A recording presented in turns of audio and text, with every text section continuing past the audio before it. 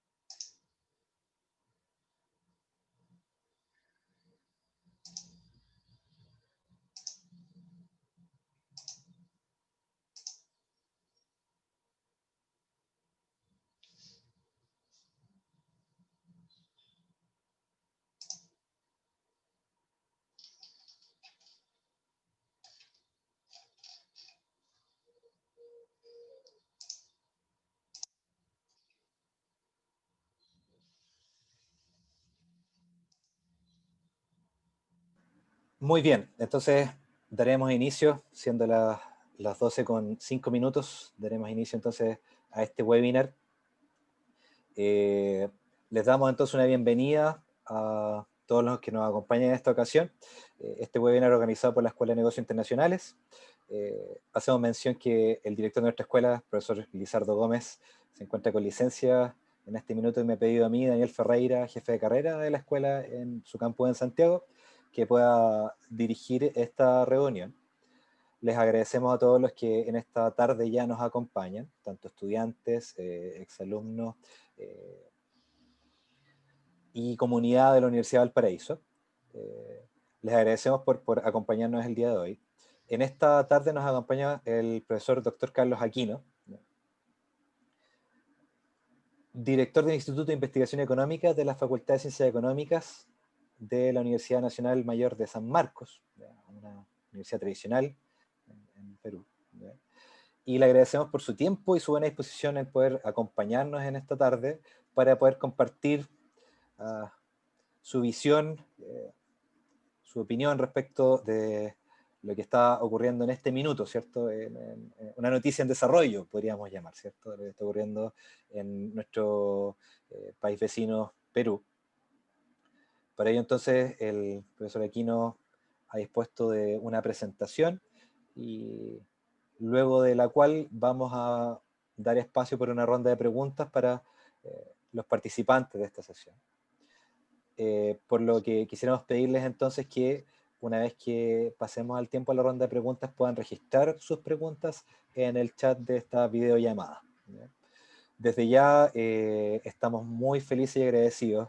Enviamos obviamente los saludos al director de escuela y de la comunidad de la universidad por contar con el profesor Aquino en este webinar. Profesor Aquino, sin quitar más tiempo, entonces le damos su tiempo para que pueda compartir lo que esté preparado para nosotros en esta tarde. Muchas gracias. Buenos días a todos ustedes. En primer lugar, muy agradecidos por la invitación a la Universidad del Paraíso, a la Escuela de Negocios Internacionales, al profesor Daniel Ferreira, por la invitación, a Alexis Román, que ha estado haciendo las coordinaciones. Voy a presentar una PowerPoint, entonces voy a poner acá está. ¿Me avisan si lo están viendo, por favor? ¿Lo están viendo, no? Sí, se ve perfecto, profesor. Perfecto, muchas gracias. Bien, solo una aclaración nada más. No soy actualmente director del Instituto de Investigaciones Económicas, lo he sido. Hasta la semana pasada también he sido vicedecano académico, así que el cargo que tengo en la universidad, bueno, aparte de ser profesor de Economía Internacional, de Economía Asiática, estoy a cargo del Centro de Estudios Asiáticos que tenemos en la Universidad de San Marcos, y los invito a visitar nuestra página web donde tenemos muchas actividades sobre eso, o también ahí están mis correos para cualquier consulta sobre, por ejemplo, la conferencia que daremos. Bien, entonces entremos al tema. Sí, me pidieron que hable sobre este tema y vamos a desarrollarlo en 30, 40 minutos con este temario más o menos, rápidamente. Qué es lo que está pasando ahorita en el Perú, en todo caso, cuáles son las perspectivas económicas, políticas, y daremos algunas conclusiones al respecto. Bien, lo primero, a ver, pantalla completa. Miren, ¿qué es lo que pasa en el Perú? Bueno, primero habría que decir que en realidad el Perú desde el año 2000 ha sido una de las pocas economías, creo, en Latinoamérica que ha tenido un crecimiento económico sostenido consecutivo. Justamente el 2019 cumplió 20 años de crecimiento ininterrumpido, algo realmente bastante inusual en el Perú, que ha tenido bajas y altas, como creo que muchos países de Latinoamérica, ¿verdad? Y durante ese tiempo, creo yo, se logró muchas cosas interesantes. Por ejemplo, el nivel de pobreza total en la población cayó de un nivel de un poco más de 50% el año 2000 a 22% en el 2019, entendiendo el nivel de pobreza, como lo define el Banco Mundial, una persona que gana menos de $5 y pico al día, ¿no? ¿Esto a qué se debió, este crecimiento consecutivo por estos 20 años, repito, hasta el 2019? Porque este año va a ser terrible lo que va a pasar, vamos a ver estadísticas. De otras cosas, a que el año 2000, pues, o perdón, el 90, hubo una serie de reformas económicas, ¿no? Como ustedes saben, pues, muchos países en Latinoamérica perdieron una serie de reformas económicas. Bueno, el primero, el pionero fue en todo caso ustedes en Chile en los años 70, 80. En el caso del Perú, en 1990, tuvimos un cambio de gobierno, el señor Alberto Fujimori subió al poder y emprendió una serie de reformas que hizo que la economía peruana se abriera y especialmente disminuyó el papel del Estado, disminuyó los aranceles, las restricciones al capital extranjero, y esto en cierta forma hizo que la economía crezca, ¿no? Hubo mucha inversión extranjera, el Estado se retiró de muchos aspectos de la economía. Bueno, había muchas empresas públicas que tenían muchos problemas. Ustedes saben que en la fin de los años 60 hubo un gobierno militar, a diferencia de, por ejemplo, varios países de Latinoamérica, especialmente con ustedes, el Perú recién, a partir del año 90, tenemos gobiernos civiles, ¿no? Porque los militares siguieron interviniendo incluso hasta fines de la década de los años 60, ¿no? Pero en todo caso, en el 90, repito, hubo un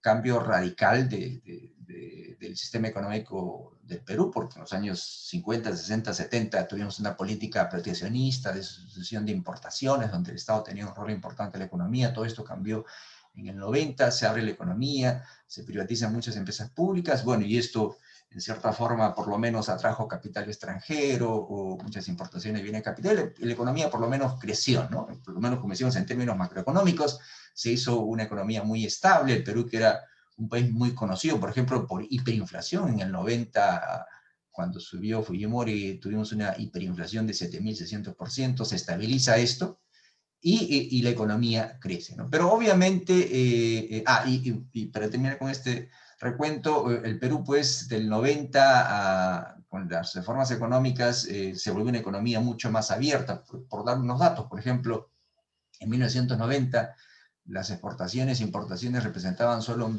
poco menos 20% del tamaño de la economía, ¿no? Ahora representa casi 40, 35, 40%, ¿no? La inversión extranjera directa acumulada, por ejemplo, el stock de inversión extranjera directa acumulada en el Perú a fin del año 90, que era 3-4% del PBI, ahora según algunos cálculos está 30% del PBI, ¿no? Entonces, es una economía más abierta, la economía creció. El ingreso per cápita también creció, vamos a ver algunas estadísticas sobre esto, pero definitivamente la pandemia del COVID-19, como se dice, ha dejado al descubierto muchas falencias que tenía la economía del Perú y lamentablemente en muchos países en Latinoamérica, ¿no? El Perú va a ser el país que más va a caer su economía este año en Latinoamérica, la única economía grande en Sudamérica en particular, más de 12%, el costo social en términos de más altos en el mundo. Entonces, la pandemia ha dejado, pues, el descubierto muchas falencias que teníamos, una economía con una alta desigualdad en el ingreso, se supone que menor que lo que era hace 20, 30 años, un alto grado de informalidad, un Estado que no puede proveer muchos servicios públicos y muchos de estos son deficientes. Y si esto no fuera mal, lamentablemente tenemos el espectáculo, pues, de un sistema político, creo yo, de uno de los menos institucionalizados en Latinoamérica, ¿no? Ustedes han visto el espectáculo del 10 al 17 de noviembre, hace un mes tuvimos en 10 días, una semana, casi 3 presidentes, ¿no? Entonces, ¿qué es lo que pasa en el Perú? Entonces, vamos a tratar de explicar aquí. Bueno, primero veamos algunas estadísticas. Ahí está, miren ustedes pueden ver,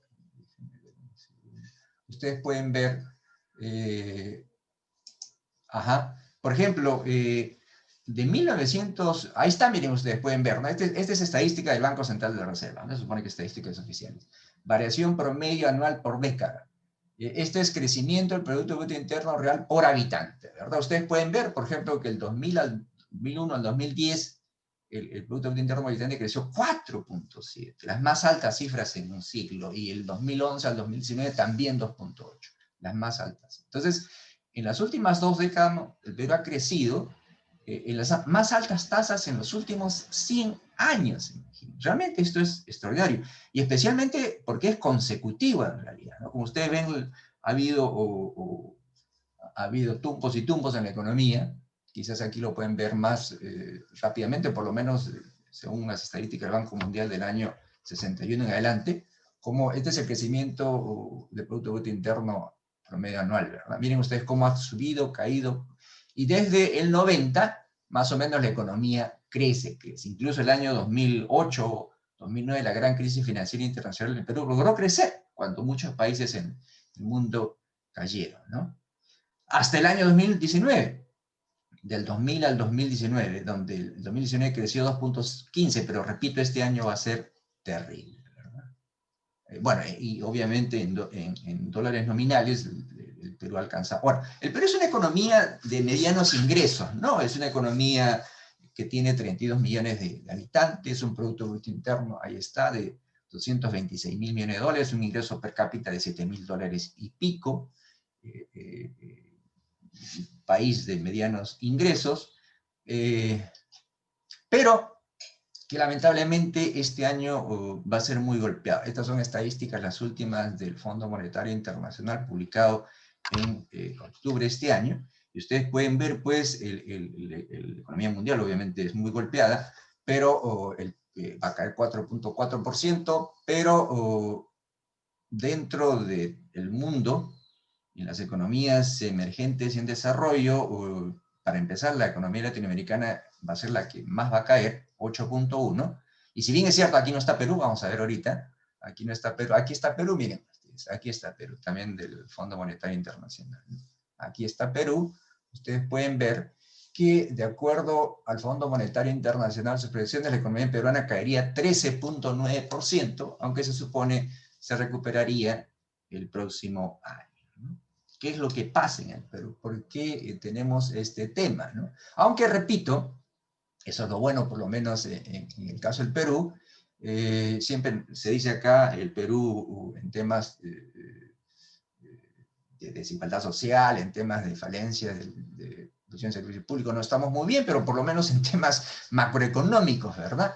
Por lo menos hasta el año pasado crecíamos bien, la inflación era bajo, el gasto fiscal también era bajo, el gasto en cuenta, el déficit en cuenta corriente también era manejable, la deuda externa también era muy bajo, 25% menos incluso el Producto Interno, pero este año las cosas se complican, y el próximo también.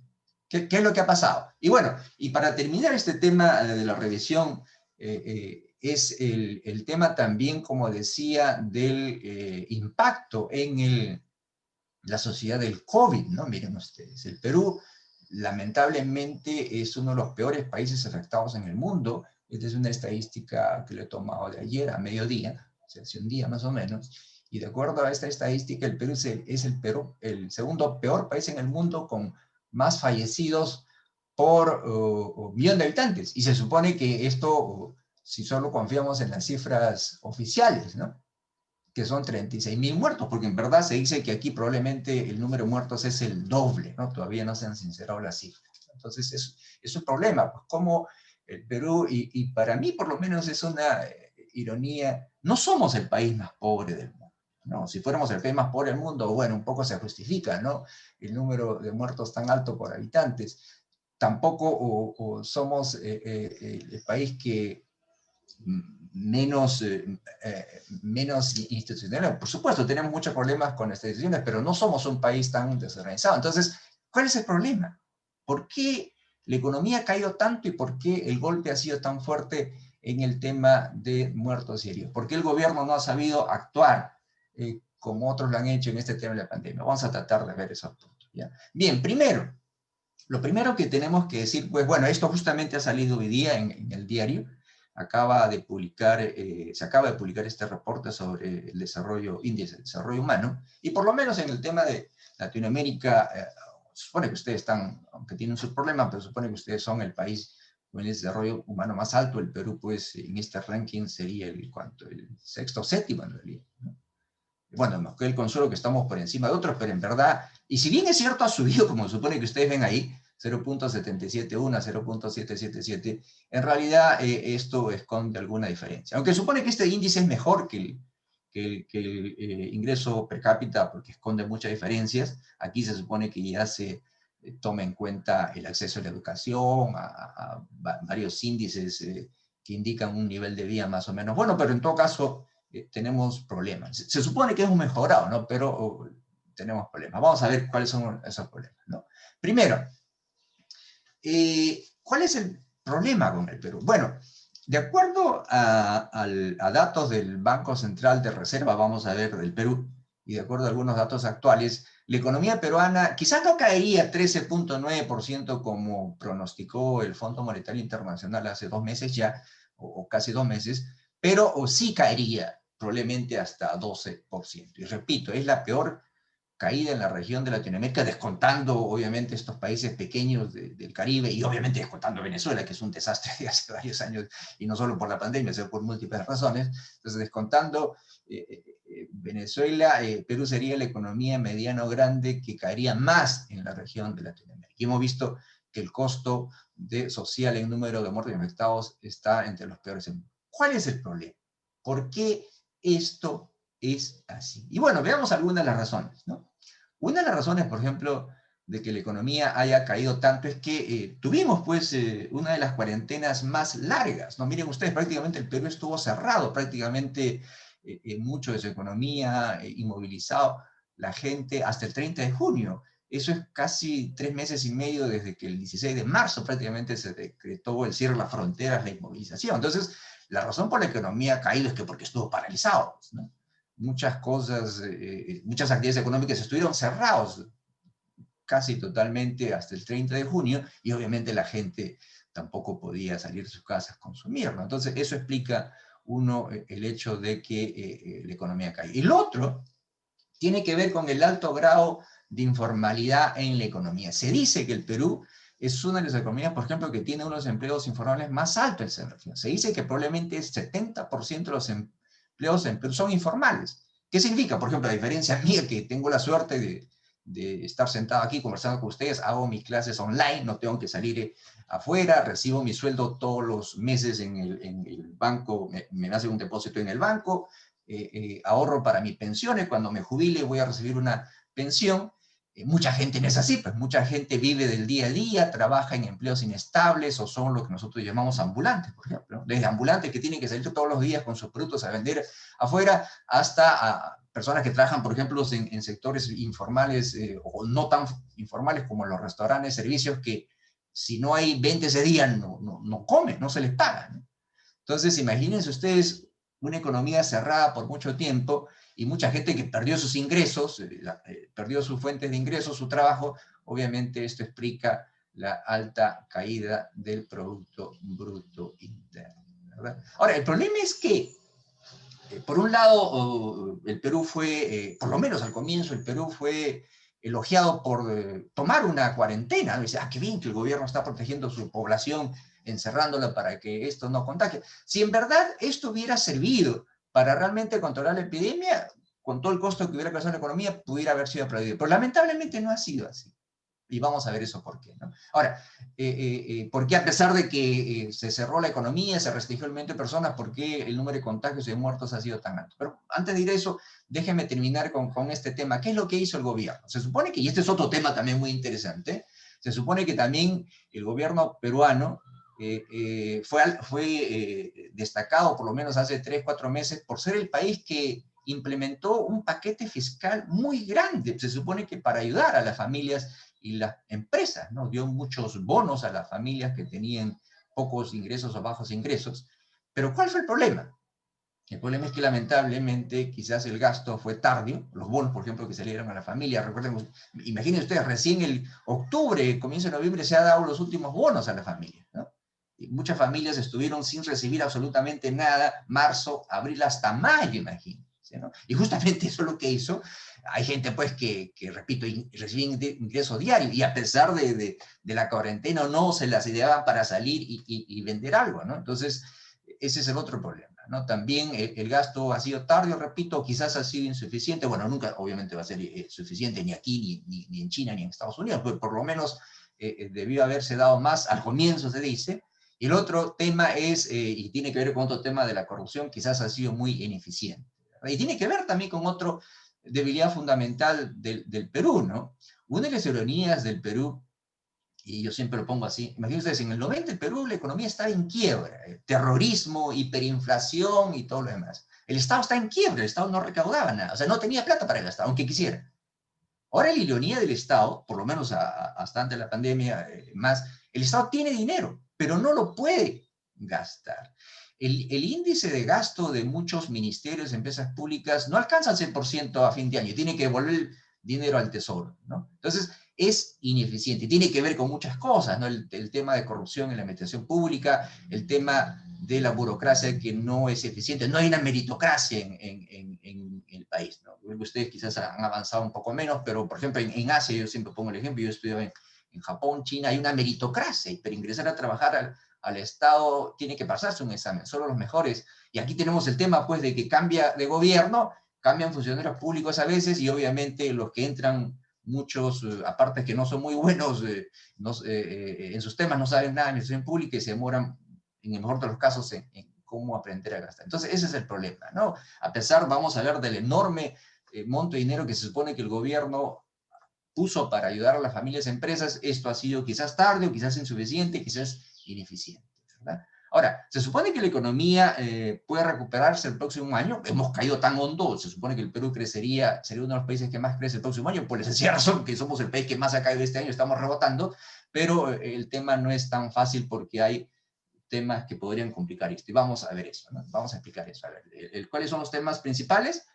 La llegada de una posible segunda ola de infectados y el panorama político que se complica. A ver, rápidamente, miren ustedes, ya en mayo se decía, junio, y esta es una nota de la BBC, mayo de este año, se decía que el Perú, por lo menos en Latinoamérica, es uno de los países que más dinero está poniendo para tratar de salvar su economía de los estragos del encierro, de la pandemia. Se supone, imaginen ustedes, se supone que el Perú había gastado, o estaba gastando, o iba a gastar un monto equivalente a casi el 9% del Producto Bruto Interno, encima de Brasil, de Chile, de muchos países. Iba a ser el primero en Latinoamérica.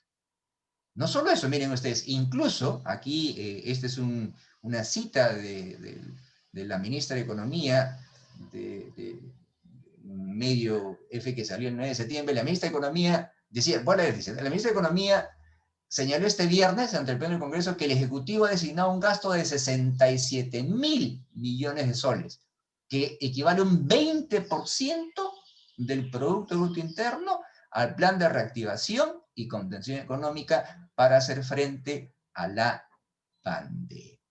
¿Qué incluye ese 20%? Bueno, 4.6% del PBI son medidas asociadas al gasto público adicional, ¿no? Un gasto, contratar más médicos, contratar equipos para enfrentar la pandemia.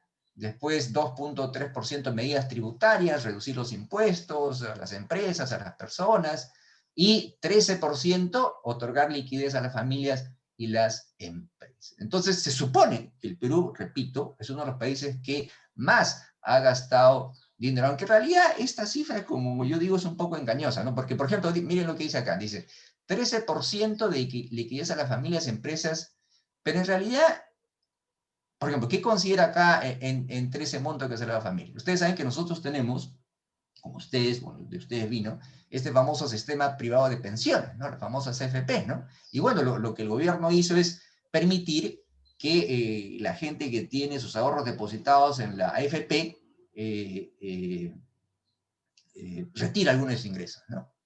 Ese es ahorro de uno, no es del gobierno, no es que el gobierno me da dinero para que, sino es dinero de uno solo que está sacando ahora. El problema es que cuando se jubilen unos años más, no va a tener de dónde coger para mantenerse después, ¿no? Pero bueno, independientemente de eso, supone que ha habido un gasto o un ingreso de dinero en la economía para salvar las empresas y las personas. Pero aún así, repito, ese es el problema, ¿no? De la gran caída en el Producto Bruto Interno. Y repito, problema, quizás gasto tardío, quizás gasto insuficiente, quizás gasto ineficiente, pero especialmente ineficiente. Ese es el problema, ¿verdad? Ahora, ¿qué es lo que va a pasar con la economía peruana? Bueno, estas son estadísticas recientes de la semana pasada, hace 10 días más o menos, 12 días.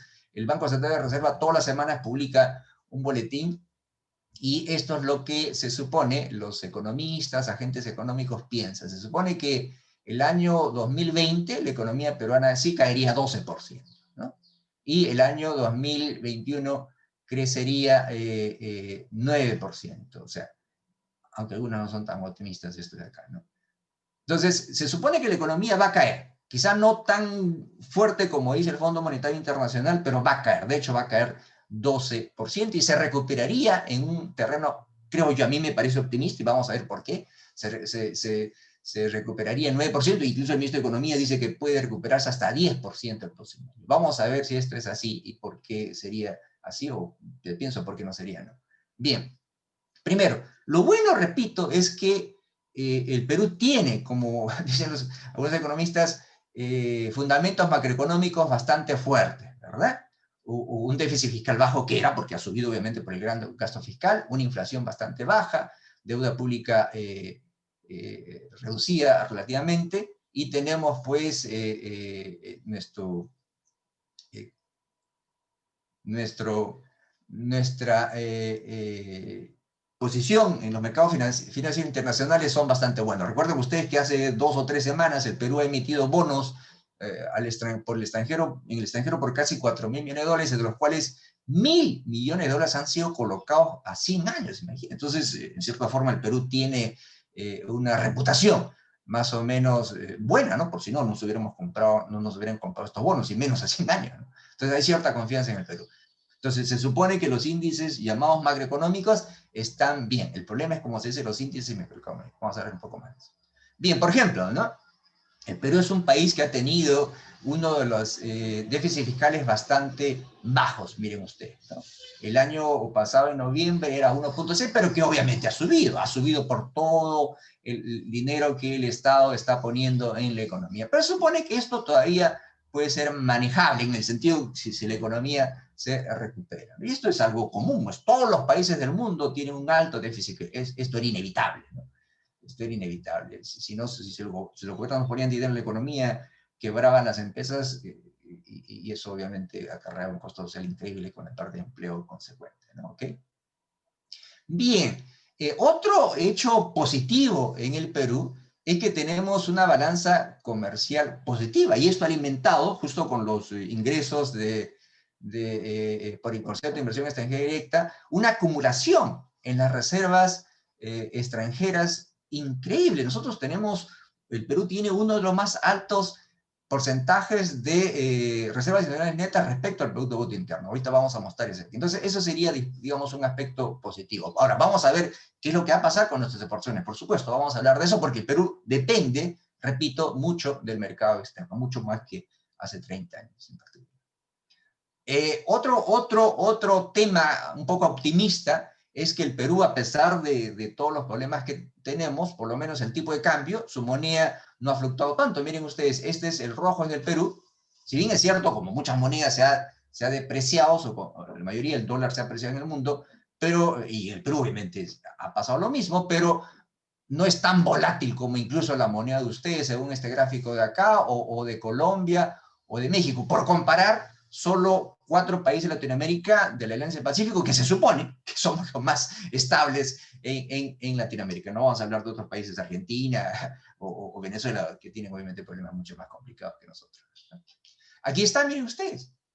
A pesar de todos los problemas, el Perú ha tenido un constante y creciente incremento en el nivel de reservas internacionales netas. ¿A qué se debe esto? Ya les comenté que nuestra balanza comercial de bienes y servicios, especialmente bienes, ha sido especialmente superavitaria, y por supuesto los grandes flujos de inversión que hemos tenido. Por poner un ejemplo, el año pasado, vamos a ver estadísticas, el Perú exportó 46.000 millones de dólares, tuvimos un superávit comercial creo que de 6-7 mil millones de dólares. El año pasado el Perú recibió inversión extranjera directa por casi 8.700 millones de dólares el año pasado. El Perú el año pasado, el sector turismo también está en boom. El año 2000 recibíamos 350.000 turistas, el año pasado recibimos 4.4 millones de turistas que pusieron en la economía 4.800 millones de dólares. Y por si eso no fuera poco, aunque no es significativo comparado con otros países, los peruanos que están afuera enviaron remesas al Perú por casi 3.400 millones de dólares. Ahora, todo eso obviamente este año va a subir mucho, ¿no? Como ustedes saben, la inversión extranjera va a caer, el ingreso por turismo va a caer el 70%, y las exportaciones va a caer 20% según las últimas proyecciones. ¿Okay? Bien. ¿Cuáles son estamos hablando de algunos factores favorables, ¿verdad? El precio del cobre está subiendo. Recuerden ustedes que el Perú, el 30% de las exportaciones del Perú es cobre. El 30% de todo lo que el Perú exporta es cobre, y el cobre está subiendo de precio. Bueno, Chile también en eso nos acompaña, ustedes también dependen mucho del cobre. Zinc también dependemos del zinc, aunque no tanto, creo que es 5% del oro. El otro 25% de las exportaciones del Perú es el oro en realidad, y el oro está ahorita en uno de los máximos históricos de precio, ¿no? Entonces, estos son, en cierta forma, factores favorables. Lo que no es un poco favorable es que obviamente por el tema de la pandemia estuvo cerrada la producción de cobre, de oro. Recién en el mes de noviembre se ha producido más cobre de lo que se produjo en los meses anteriores. Ya la actividad económica de la minería casi se está restableciendo totalmente. Y el otro problema con el oro es que la producción ha caído en realidad, porque lamentablemente no ha habido mucha inversión en este sector en los últimos años. Pero por lo menos algunos productos que nosotros exportamos está bien, por eso los términos de intercambio nuestros han subido bastante bien este año. Lo mostramos aquí por falta de tiempo. Bueno, ¿la estrella cuál es? El Perú, miren ustedes, se dice que el Perú, con mucho peso de Latinoamérica, ha crecido en las 2 últimas décadas por las exportaciones, y por China, sí, en realidad. Miren ustedes, el año 2000, el Perú exportó 7.000 millones de dólares. El 2018, perdón, alcanzamos un pico de 48.000 millones de dólares. El año pasado bajamos un poquito, y este año, de enero a octubre, hemos exportado 31.000 millones de dólares, ¿no? Obviamente este año va a haber una caída, pero no tan brutal como se estimaba hace algunos meses, ¿verdad? Aquí está, por ejemplo, si ustedes quieren ver algunas estadísticas, el año pasado, bueno, pueden ver ahí también, entre enero y octubre exportamos 37.000 millones de dólares, este año, entre enero y octubre, 31.000 millones de dólares, ¿no? Ahora, ¿cuál es lo interesante del Perú? Rápidamente, y este es un problema que tienen muchos países de Latinoamérica, también ustedes me parece, que todavía, si bien es cierto, las exportaciones han crecido, definitivamente muchas de estas exportaciones son las llamadas tradicionales, ¿no? Que son, en otras palabras, materias primas en realidad, ¿no? Ahora, lo bueno del Perú, ustedes, no sé ustedes, nosotros tenemos una palabra que decimos el Perú es un país que ha tenido tantos problemas, terrorismo, hiperinflación, pero seguimos adelante, dice el Dios es peruano. Si bien es cierto, el Perú, el 70%, o según algunos cálculos, el 80% de lo que exporta son materias primas. Estamos hablando de oro, cobre, harina de pescado, aceite de pescado, algo de petróleo, algo gas natural. Su canasta de recursos naturales que exporta está diversificado. Ustedes, creo yo, dependen bastante solo de cobre, nada, ¿no? Venezuela lo único que exporta es petróleo, por ejemplo, ¿no? Entonces, dentro de todo lo malo que puede ser depender de las exportaciones, por lo menos el Perú tiene una canasta tradicional de productos exportados diversificada. Y lo otro que es muy interesante, que no está acá, les voy a mostrar, es que los tradicionales han subido de una forma extraordinaria. A los tradicionales los llamamos aquí los productos agroindustriales. Ya competimos con ustedes, ¿no? En la exportación de palta, por ejemplo. Competimos con ustedes en la exportación de berries, por ejemplo. Estamos compitiendo con ustedes en la exportación de uvas. Y fíjense ustedes, esto no había hace 20 años. O sea, desde el año 2000, el Perú casi no exportaba espárragos, no exportaba casi berries, no exportaba. Entonces, todos estos productos no tradicionales, aquí engloba, por supuesto, a mucho más, todos estos nuevos productos agroindustriales, el año pasado representaron casi 6.500 millones de dólares. Entonces, ese es un poco algo bueno en nuestro panorama exportador. Productos que, repito, el Perú no exportaba hace 20 años. No exportábamos berries, no exportábamos asparra, no exportábamos palta, no exportábamos mango, y estamos exportando mucho. ¿Okay? Bien, rápidamente, aquí está, aquí ustedes pueden ver rápidamente, disculpe que es muy pequeño, pero por ejemplo, el año, entre enero y octubre de este año, el año pasado, perdón, veamos mejor, el Perú exportó 11.000 millones de dólares en cobre, y por ejemplo, palta, arándanos, se exportó este monto. Lo bueno es que estos productos, o sea, las materias primas este año van a ser muy golpeadas, ¿no? La economía se cerró, la actividad económica mundial se restringió, obviamente la demanda por materias primas cayó, y obviamente las exportaciones han caído. Miren ustedes, las exportaciones no tradicionales han caído 20% entre enero y octubre de este año comparado con el año pasado, pero lo bueno es que estos productos no tradicionales, uva, palta, arándano, están creciendo, miren ustedes, están creciendo. Entonces, esta es una cosa muy buena. Entonces, repito, el Perú tiene en el sector externo un sector que le da esperanza a su economía, ¿no? Bueno, el otro tema no voy a hablar mucho, pero es algo que en todo el mundo pasa. Cada vez dependemos más de China. China es nuestro mayor mercado. En los últimos 12 meses de octubre del año pasado a octubre de este año, el 28% de todo lo que el Perú exportó o compró del mundo es a China. Eso es algo que se ve en todo el mundo, ¿no? Aquí está. Miren ustedes. Y esto es en cierta forma bueno, diría yo, ¿no? Porque que dependamos de un mercado que crece es bueno, ya se está creciendo, ¿no? Ya se está creciendo. El año 2010, el Perú, exportaciones de bienes, el 26% fue Asia, el año pasado fue 47% y esto está creciendo, creciendo, creciendo. Lo malo es que todavía el 96, 97% de lo que vendemos a los asiáticos es materias primas, recursos naturales, ¿no? Bueno, entonces, ese es el tema. Se supone que el Perú, su economía va a caer mucho este año, por rebote, crecería el próximo año. Tenemos índices macroeconómicos muy buenos, nuestra posición en los mercados internacionales es muy bueno, nos pueden prestar si queremos, se supone que la inversión va a llegar porque tenemos recursos naturales, la economía podría crecer, el gobierno está gastando mucho dinero, pero ¿qué es lo que podría frenar este crecimiento o que haga que la economía no crezca tanto como el gobierno, el ministro de Economía, incluso dice podría crecer hasta 10% el próximo año? Y aquí tenemos algunos factores que voy a mencionar. Primero, el tema de la segunda ola de contagio. Y este es un tema que sí, en verdad, preocupa. Hoy, ayer, antes de ayer, desde el domingo, se habla de una cosa en el Perú, no sé si ustedes están al tanto. Lamentablemente, el gobierno del señor Vizcarra nos había prometido en agosto que iban a venir vacunas. No tenemos ninguna vacuna. No solo eso, de acuerdo a un mapa que se ha vuelto famoso de la revista The Economist que sacó, el Perú, las vacunas recién en el Perú empezarían a llegar al último trimestre del año 2021 o recién en el primer trimestre del 2022. No tenemos ninguna vacuna. Y el problema es que el número de contagios se está incrementando en Lima. No solo eso, algo que realmente preocupa, hay una región en el norte que se llama Piura, imagínense ustedes, no hay ya camas para cuidados intensivos disponibles. Entonces, este es un gran problema que tenemos, porque si se da una segunda ola, el gobierno lo ha dicho, va a cerrar otra vez la economía y eso sería el golpe de gracia para la recuperación económica, ¿verdad? Entonces, este es un problema, pues, ¿por qué?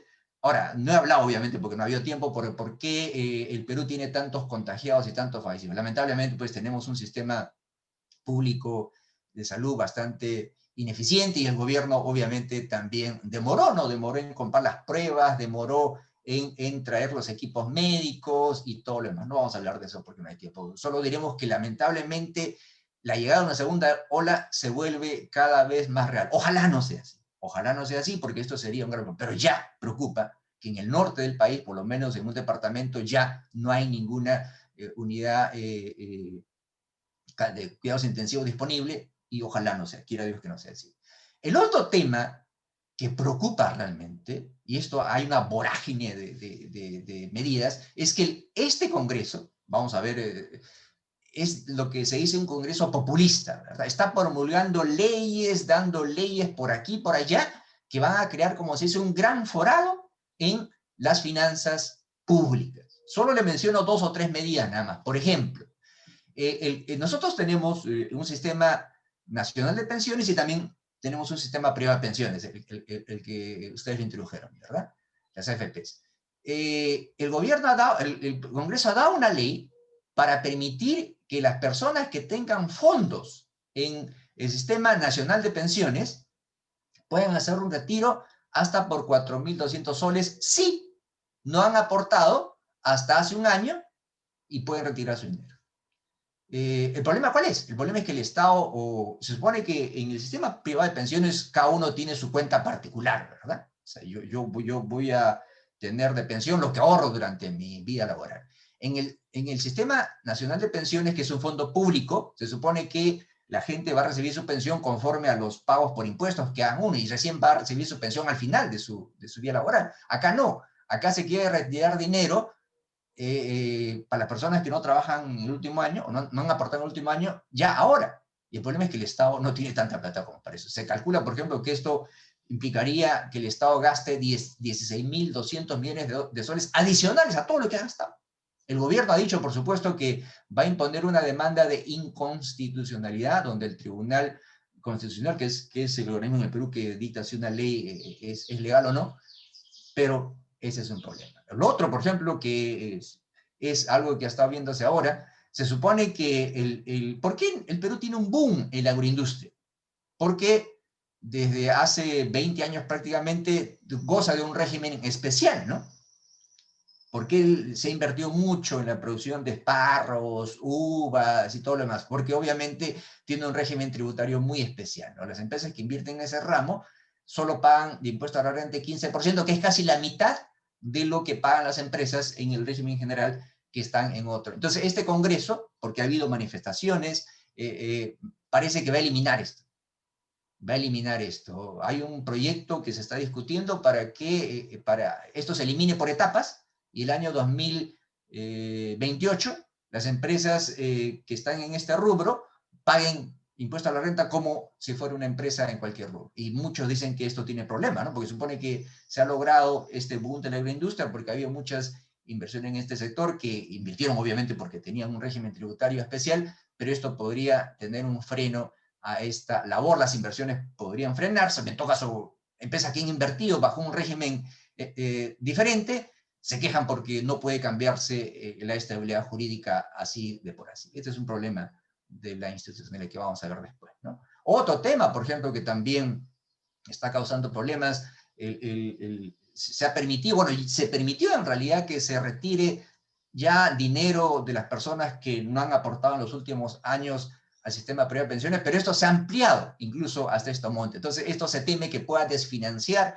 al sistema privado de pensiones y podría causar la quiebra de ese sistema, aunque algunos dicen que en realidad hay muchas críticas, obviamente, ante el sistema, como lo que hay en su país, obviamente, ¿no? Pero imagínense, el problema, como muchos lo ven, y creo que yo también podría verlo de esa forma, si la gente saca su dinero de esto, prácticamente no va a tener dinero para su vejez, ¿no? Y va a ser un problema mayor. Entonces, ¿cuáles son los riesgos en la economía?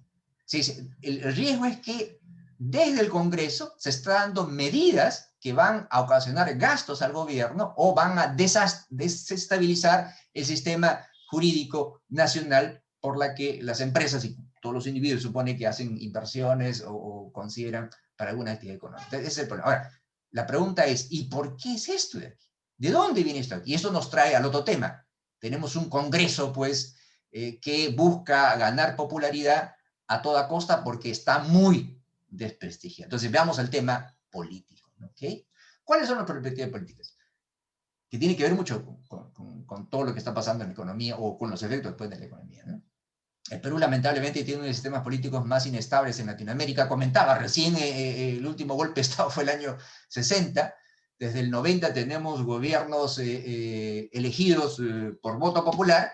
El problema es que muchos de esos gobiernos elegidos por voto popular del 90 son de partidos políticos que no existían un año, 2 años antes de las elecciones, son líderes que surgieron de la noche a la mañana sin ninguna experiencia de gobierno, y lamentablemente todos los presidentes del 90 están acusados de corrupción o están presos, ¿no? Quizás lo que llamó más la atención, como mencionaba, es que del 10 al 17 de noviembre, hace un mes, tuvimos prácticamente en una semana 3 presidentes, y ninguno de ellos fue elegido por el pueblo. El 9 de noviembre fue destituido Martín Vizcarra, que era el vicepresidente de Kuczynski, elegido en 2016, que renunció ante acusaciones de corrupción. Vizcarra fue destituido en una segunda vez. Ya lo quisieron sustituir la primera vez, no tuvieron éxito. El 9 lo destituyeron. El 10 asumió el presidente del Congreso, que por ley le corresponde, si no hay vicepresidentes, destituir al presidente. Fue también destituido ante manifestaciones que veían pues que este Congreso, con tal de agarrar el poder, podía hacer cualquier cosa. Renunció Merino. El 16 Sagasti fue nombrado presidente y recién asumió el 17. Tuvimos 2 días, no había presidentes en el Perú. ¿Qué es lo que pasa en el Perú? ¿Por qué tenemos este sistema político tan inestable y encima corrupto, ¿no? Bueno, miren, hasta hace 2 o 3 años, del 90 en adelante hemos tenido mucha inestabilidad, ¿no? O sea, perdón, del 2000 en adelante, ¿no? políticos acusados de corrupción. Pero la economía crecía. Incluso algunos decían, ¿no? Bueno, puede haber corrupción, pero la economía crece. Ahora, la economía crecía, nos hemos dado cuenta, porque el Perú depende, con muchos países, del sector externo. Latinoamérica depende. Si ustedes se dan cuenta, Latinoamérica creció del año 2003 hasta el año 2013-14 por el alto precio de las materias primas. Apenas las materias primas cayeron, el crecimiento económico en Latinoamérica se ha complicado, especialmente para algunos países. Entonces, mientras la economía crecía, un poco que algunos, no todos por supuesto, le decían, no hay problema con la política en Perú, puede ser un desastre, pero la economía crece. Lamentablemente esto ya no es así. Porque, ¿cuál es el problema? El año siguiente, en unos meses más, vamos a tener elecciones presidenciales. Hay 22 partidos inscritos, hay uno más que se quiere inscribir. ¿Ustedes se imaginan 22 partidos políticos, 22 candidatos presidenciales? Bueno, uno de ellos se acaba de retirar ayer. Es una cosa increíble, nunca ha pasado esto en el Perú. ¿Okay? Entonces, hay una total falta de inestabilidad, o sea, hay una incertidumbre total, no sabemos quién puede ser presidente. En otras elecciones, por lo menos faltando 5 meses antes, ya se sabía más o menos entre 3 o 4 quién podría ser el presidente. Pero ahora no se sabe, hay una incertidumbre total. ¿A qué se debe esto? Miren ustedes, y el otro problema es esto, miren ustedes, este señor de acá, Jorge Forsyth, que ahorita está, esta es una encuesta de ayer, antes de ayer, está en el primer lugar. Este señor es futbolista, es un tipo bastante joven, es un tipo muy simpático, yo lo conozco, pero experiencia política no tiene nada. Y lo peor de todo, no tiene partido. Esto es lo que nosotros llamamos en el Perú un vientre alquiler. O sea, no hay institucionalidad en el Perú. El Perú, el único partido organizado que tiene historia es el Partido Aprista Peruano, ¿no? Que ha tenido a Alan García 2 veces como presidente y que, dicho de paso, no aparece acá entre los, entre los 10, 8 o 9 candidato a presidente con posibilidades de ganar. No aparece acá. Este partido recién se creó hace 2 o 3 años y no tiene aparato partidario. ¿Cómo va a gobernar este señor en el supuesto caso de que gane? Y lamentablemente es un buen futbolista, pero de política y economía no entiende absolutamente nada. Este señor de acá, su partido también recién se creó para la elección pasada y también el tema de la institucionalidad también deriva mucho. Esta es la famosa izquierda, bueno, la izquierda en el Perú está dividido. Entonces la posibilidad de que ingrese también es bastante bajo, ¿no? Bueno, aquí está la famosa señora Keiko Fujimori. Supongo que ustedes lo conocen, ¿no? Su padre fue presidente. En la selección del año 2016 casi gana las elecciones. Su partido obtuvo una mayoría absoluta en el Congreso, probablemente a pesar de ser el partido más organizado, de tener un caudal electoral bastante grande, los congresistas que eligieron, muchos la verdad no eran muy buenos, eran muy malos en la verdad, y desperdició, como se dice, todo el capital político. Aparte, como veremos, el antifujimorismo es muy fuerte y las posibilidades de que también sea presidente en la próxima elección es cero prácticamente, ¿no? Tenemos acá otro señor, Urresti, un ex general, un ex ministro, un partido que también recién se creó hace 3, 4 años, ¿verdad? Este es otro partido tradicional que ha tenido 1 o 2 presidentes en ejercicio, pero la verdad también está muy bajo. Este es otro señor muy interesante, Hernando de Soto, un economista muy conocido, pero es un partido desconocido. Este es otro famoso alquiler. Hay personas que crean partidos para después alquilarlos a personas que quieren ser presidente. Este es uno de ellos. Este es otro partido que también es bien tranquilo. Y da mucho que hablar porque Vizcarra, este señor que fue defenestrado, va a postular como congresista en este partido. Este Vizcarra, que había despoticado el Congreso, ahora dice que va a ser congresista. Y bueno, este señor Ollantumala también, que fue presidente el año 2011, pero que también su partido fue creado 2 o 3 años antes después, ¿no? Y terminó mal, estuvo preso, ahora está libre. Este señor Acuña también, un tipo que ha hecho plata en las universidades, pero que también es conocido, y otros partidos más. Entonces, ese es el problema. Miren ustedes, se dice que en el Perú la gente elige una persona no tanto por su ideología, no tanto por su partido, elige porque es joven, es buen mozo, buen moza, habla bonito, pero principalmente eligen por el menos mal, ¿no? Porque el otro no me gusta. ¿Ustedes saben cuál es el sueño de todos los candidatos presidenciales en el Perú en los últimos 10 años desde que murió, o o del 2000 en adelante, ¿no? ¿Saben cuál es el sueño? Que en la segunda vuelta, porque es imposible, en el Perú hay un sistema de segunda vuelta, ¿verdad? Si un candidato no alcanza 50% de la preferencia en la primera vuelta, hay una segunda vuelta. Entonces, el sueño de todos los candidatos presidenciales es pasar a la segunda vuelta con Keiko Fujimori, porque van a ser elegidos, porque Keiko nadie lo quiere. Miren ustedes acá, esta estadística. Definitivamente no votaría por ella. Keiko Fujimori tiene los porcentajes más altos. Entonces, los antis predominan. Y ese es el problema en el Perú. Elegimos candidatos no porque sean buenos, sino porque el otro es peor. Ese es el problema, ¿no? Bueno, el otro problema, para terminar con este tema político, es que si bien en el tema de presidentes no sabemos quiénes van a ser, en el tema del Congreso es peor todavía. Vamos a tener un Congreso súper fraccionado. Y eso nos trae otro problema. El transfugismo es muy alto en el Perú. ¿Qué significa, no? Una persona es elegido en una lista de un partido y después se va. Se va porque los partidos son bien tranquilos, los partidos a veces venden el cupo para que alguien pueda postular y sin creer en ese partido. El partido solo es un vehículo para llegar al Congreso, ¿no? Pero llegando al Congreso ya tiene su propia gente, ese candidato, ese congresista y se va. Y miren ustedes, es increíble.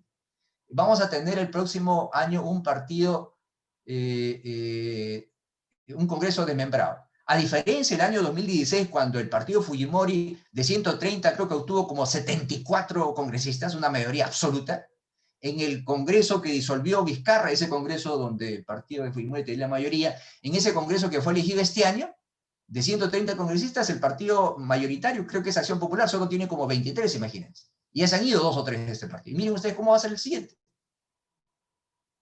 Hay un transfugismo increíble aquí. Entonces, eso es el problema, por la falta de institucionalidad. Los congresistas que son elegidos, muchos no son miembros del partido, o se han vuelto miembros solo 1 o 2 años antes para ser congresistas, ¿no? Y después abandonan el barco cuando creen conveniente. Entonces, este es el problema. A ver, concluyendo. El Perú, creo yo, es un país que tiene muchas posibilidades. Primero, en el tema macroeconómico, a pesar de todos los problemas, hemos tenido buenas cosas. En 1990-93 se cambió la Constitución que dio, por ejemplo, independencia al Banco Central de Reserva. Ya no es posible inflación en el Perú porque el Banco Central de Reserva no puede financiar los gastos del país. El objetivo es estabilidad monetaria, por eso el déficit fiscal es bastante bajo. El gobierno ha procurado tener un manejo macroeconómico más o menos estable, la inflación también es baja por eso, el déficit fiscal es bajo, repito, la deuda pública es muy baja, era 25-24% antes de la pandemia, va a subir obviamente por el dinero que nos hemos endeudado, pero en términos económicos, como decimos, estamos muy bien. Hemos sufrido un golpe tremendo este año, podríamos recuperarnos, primero porque vamos a salir de un hueco inmenso. El problema es dos, como les comenté, el tema de la salud pública, de la pandemia, y hay mucha crítica porque nos va a agarrar la pandemia sin ninguna vacuna, y no se sabe cuándo vendrán las vacunas, y el otro tema es que me temo que a este Congreso populista, que está tan desprestigiado y con tal de recuperar algo de credibilidad, aumenta sueldos, da facilidades, baja impuestos o sube impuestos a otros que considera que debería subirse, me temo que el próximo gobierno podría, no sabemos la verdad, ingresar a algún gobierno que con el objetivo de ganar votos prometa el oro y el moro y pueda abrir el caño del Estado con tal de congraciarse con algunos votantes y eso podría poner en peligro la estabilidad del país. ¿Por qué el Perú es un país que tiene promesa? Primero porque es un país de recursos naturales, tenemos muchísimos recursos naturales, pero especialmente somos diversificados, no dependemos de uno. Tenemos una población muy joven, tenemos este famoso dividendo demográfico, cuando el número de personas que trabajan es mucho más del número de personas que no trabajan. Entonces, en ese sentido, tenemos grandes posibilidades para desarrollarnos. El tema es que yo estoy totalmente seguro que la economía va a crecer. Y de hecho, los inversores extranjeros que han comprado bonos del Perú, $1.000.000 pagados a 100 años, piensan lo mismo. La economía va a crecer. Lo que yo me temo es que este crecimiento no sería estable y específicamente poco inclusivo. Me temo que, bueno, este no es un temor, esta es una realidad, ¿no? Lamentablemente, la tasa de pobreza, que repito, en el Perú había caído del año 2000 de 50% a casi 22% el año pasado, todo va a indicar que va a subir a 27%, y no solo en Latinoamérica, en todo el mundo en realidad, no solo en el Perú. Entonces, me temo que si no se hace las políticas adecuadas, esto podría seguir aumentando. ¿Cuáles son esas políticas adecuadas? Invertir más en educación, invertir más en infraestructura, invertir más en salud pública, para que especialmente la gente que no ha sido gran beneficiario de estos grandes progresos en la economía no se quede retrasado en el desarrollo económico. Y lo otro es ya un tema muy complicado que no se va a resolver de la noche a la mañana, ¿no? Cómo tener un sistema institucional más fuerte, cómo tener un sistema, cómo tener una meritocracia, por ejemplo, ¿no? Cómo, a pesar de una ley, hace 6 años se promulgó la ley Servir para que solo las personas que demuestren conocimientos solo a través de un examen ingresen a trabajar al Estado, pero lamentablemente no se ha implementado. Cómo castigar grandemente la corrupción. Tenemos grandes leyes que no se cumplen. Dicho sea de paso, algunas personas quieren cambiar la Constitución. La Constitución, yo personalmente no creo que cambiando la Constitución se arreglen las cosas, por lo menos no en el Perú. Tenemos leyes, pero lamentablemente no se cumplen. Hay mucha corrupción, el Poder Judicial es visto como muy corrupto. Entonces, si no se resuelven estos problemas, vamos a seguir creciendo. Pero lamentablemente estos problemas que han hecho que la economía caiga tanto este año y el costo social sea inmenso, van a poder continuar en adelante. Ahora, particularmente el tema que más preocupa a todos es qué va a pasar el próximo abril, ¿no? Ahora, lo bueno, digamos, dentro de todo lo malo, es lo siguiente, referente a la incertidumbre política. El año 2000 terminó el gobierno de Alberto Fujimori, ¿verdad? Ustedes saben que fue muy criticado, desde el tema de violación de los derechos humanos y todo lo demás, hasta el tema de corrupción, ¿verdad? Pero también fue criticado, especialmente por la izquierda, de que abrió la economía, pues redujo el rol del Estado y todo lo demás. Pero lo interesante es que todos los candidatos, los que han sido presidentes después o los que han postulado para presidente a partir del año 2000, criticaban mucho el sistema económico de Alberto Fujimori. Pero llegando al gobierno, lo han implementado. Entonces, una esperanza es que el sistema económico, a pesar de todas las críticas, se siga manteniendo. Ahora, no es que el sistema económico que tenemos es bueno, por supuesto, no es bueno, pero yo creo que hacer un cambio radical de 180 grados no va a beneficiar la economía. Se tiene que hacer muchas reformas que no se hicieron, pero hacer un giro de 180 grados va a hacer que la economía peruana, que ha crecido con todos sus problemas, pueda así enfrentar problemas muchos mayores. Bueno, eso sería todo y estaría abierto a sus preguntas o comentarios si los hubiera. Gracias.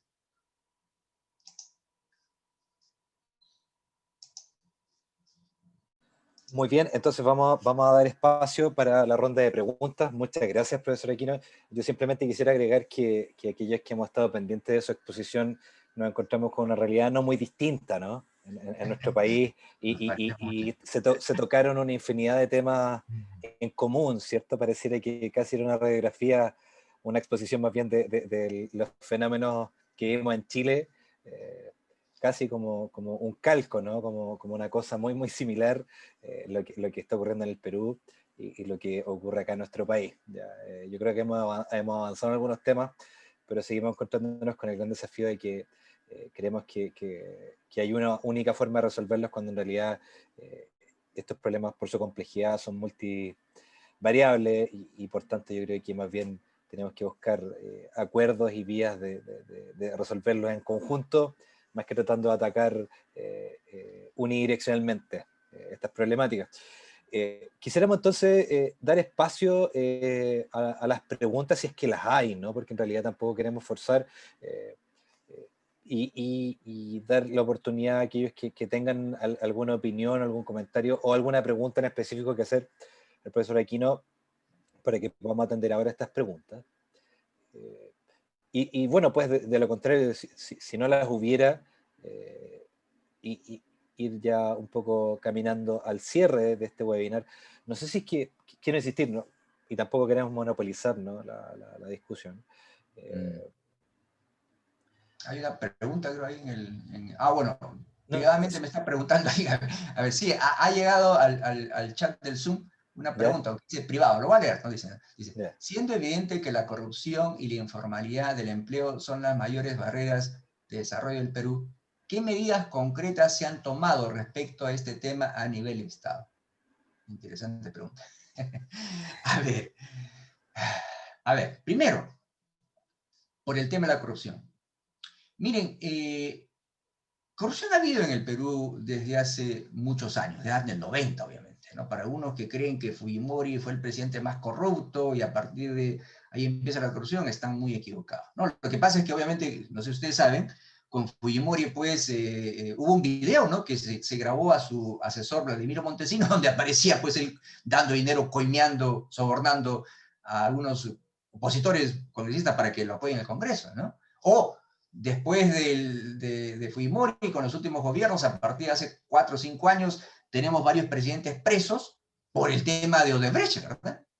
Pero, o sea, repito, o sea, la corrupción se ha vuelto un problema, no, yo no diría tan grave en realidad, siempre ha habido, pero se ha vuelto un problema más notorio, más público, porque hay pruebas en realidad, o hay acciones que se están tomando. Pero ¿saben ustedes cuál es la ironía?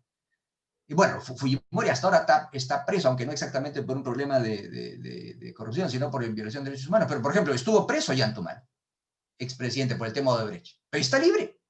Estuvo preso o casi un día Kuczynski, pero salió libre porque se enfermó, se lo operó, y aquí hay una ley que dice una cosa risible, que si una persona tiene más de 80 años y tiene problemas médicos, hay la posibilidad de que no vaya a la cárcel. Keiko Fujimori estuvo presa también, pero ya está libre.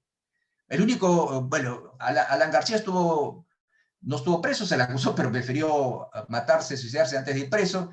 Toledo es el único que está preso en Estados Unidos, pero esperando la extradición. Entonces, lo que quiero es lo siguiente, o sea, el Estado está tomando medidas. Se supone que hace 4 años, ahí de este escándalo de Odebrecht, que las pruebas vinieron de afuera, o sea, no fueron que el gobierno peruano empezó a sacar pruebas, fueron pruebas que vinieron de Brasil. Se instituyó un aparato fiscal, jueces, para poder castigarlo, pero miren ustedes qué es lo que ha pasado. No hay ningún preso. No hay ningún preso por Odebrecht. Keiko está libre, Ollanta está libre, Kuczynski está libre, bueno, García ya no está. Yo me temo que venga Toledo acá y lo libere porque o no hay pruebas exactas o, como se dice aquí, los jueces no hacen bien su trabajo. Yo creo que hay ambos en realidad.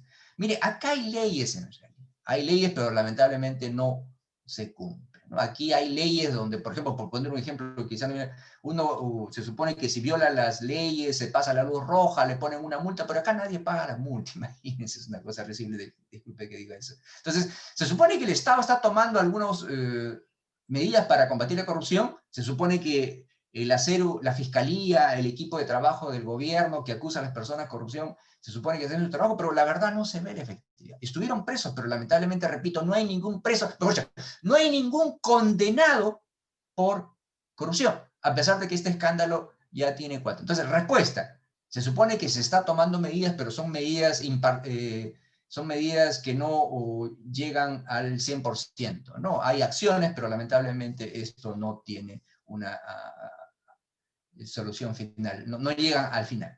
Respecto al tema del empleo, bueno, este es más complicado en realidad, ¿no? Por ejemplo, mucha gente dice, por ejemplo, ¿por qué hay empresas informales? Una de las respuestas es que el trámite para ser formal es grande. Claro, o sea, ustedes saben que en Singapur, en Hong Kong, en Nueva Zelanda, en 24 horas ustedes hacen una empresa, ¿no? Aquí se ha agilizado. Antes demoraba 2, 3 meses, 100 papeles, ir a 50 oficinas del Estado. Se supone que, en teoría, en el Perú creo que en 72 horas podemos hacer eso. Pero aunque los trámites sean mucho más cortos ahora, es el tema del impuesto, se dice, ¿no? Es muy engorroso pagar a la SUNAT. Se supone que hay un régimen especial, obviamente, para las pequeñas y medianas empresas, pero una de las cosas es que no se incentiva la formalidad. Y le pongo un ejemplo.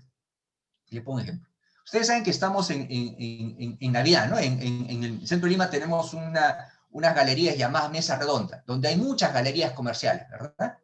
Es un problema ahorita porque hay mucha gente ahí que se está aglomerando y puede causar también otro recrudecimiento o otra segunda. Pero eso es lo de menos. Se supone que hay gente ahí, que hay comerciantes que tienen su puesto en la galería, pero ustedes saben que está ahorita lleno de ambulantes, personas que van con su cosa ahí. Entonces la gente que tiene su puesto dice, miren ustedes, yo he pagado mi local, pago mis tributos, tengo todos mis papeles en regla, pero viene un ambulante, se pone delante de mi negocio y me malogra. Entonces no tiene sentido ser ambulante.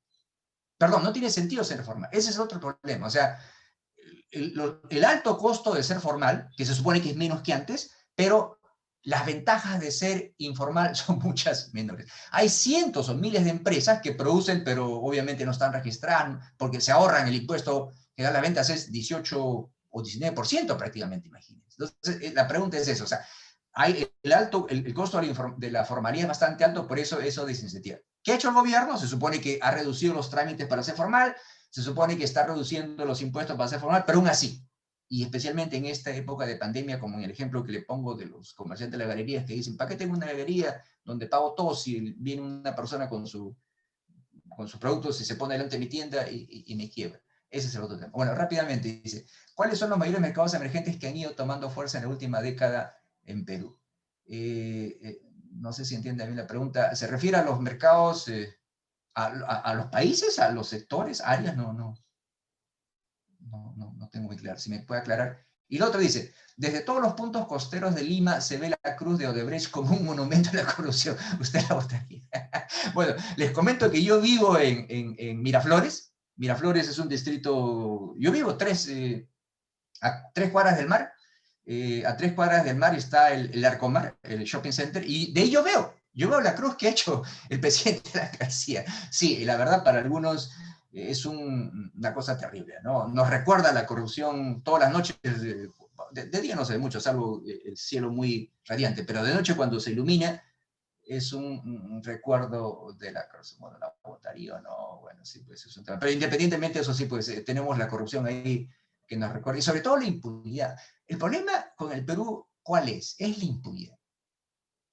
Hay corrupción en muchos países del mundo, en China hay corrupción, pero a los que se coge, a los que quieren cogerlos, hasta los condenan a muerte, ¿no? En el Perú hay impunidad, y esta impunidad se ve en todos los niveles, especialmente en la administración pública, ¿no? Lo ve desde la municipalidad hasta el Consejo Provincial, hasta la empresa pública, el ministerio, hasta el presidente de la República, porque lamentablemente están las leyes. O sea, el Perú tiene leyes muy estrictas. Yo siempre comento lo siguiente, hace 3 años, 4 años, hubo un debate fuerte entre el Ministerio de Transporte, funcionarios, con los choferes, microbuseros, taxistas, porque cometían muchas infracciones de tránsito y el Ministerio de Transportes quería elevar las multas, ¿no?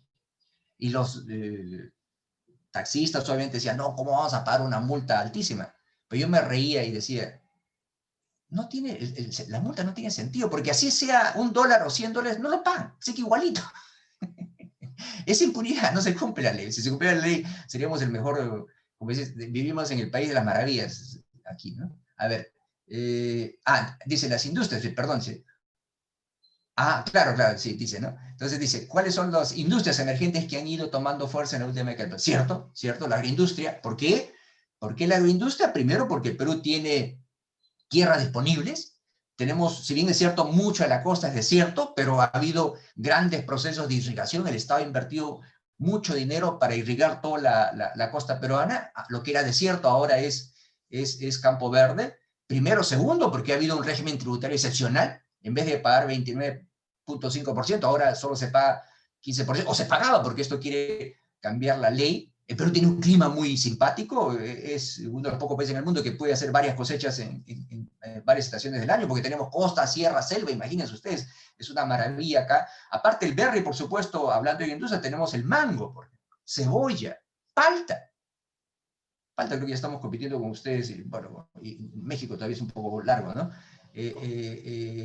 Palta, berries, de todo en realidad, naranjas, y podemos exportar muchas cosas. Yo creo que el Perú va a ser un emporio en el tema de la agroindustria. El único problema con la agroindustria es que, como alguien dice, se ha beneficiado de un régimen tributario muy bueno, pero esto no puede ser toda la vida, pues por eso comentaba que algunos le quieren quitar ya este régimen especial. Segundo, este es el otro problema, ¿por qué quieren cambiar este régimen tributario? Porque se dice que está bien, las exportaciones han subido, el país está en la mira del mundo, tenemos divisa, muchos empresarios se han vuelto ricos, pero obreros, la gente que trabaja ahí, la gente que trabaja 10, 12 horas diarias o más, no ha visto sus ingresos mejorados, o no mucho en realidad. Entonces, este es un problema. Aparte de eso, solo por, independientemente de la industria, turismo, por ejemplo.